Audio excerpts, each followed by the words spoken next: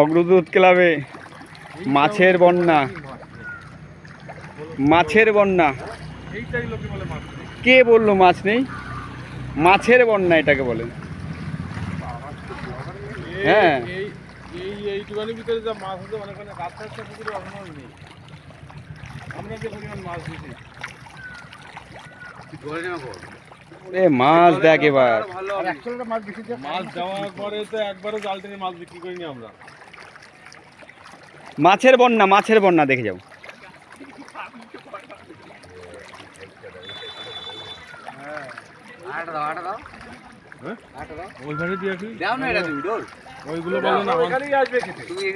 এই এই বড় মাল, বড় মাল এটা।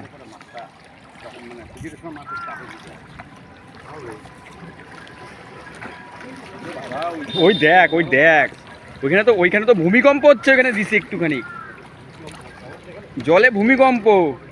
অরূপ দেখে যা।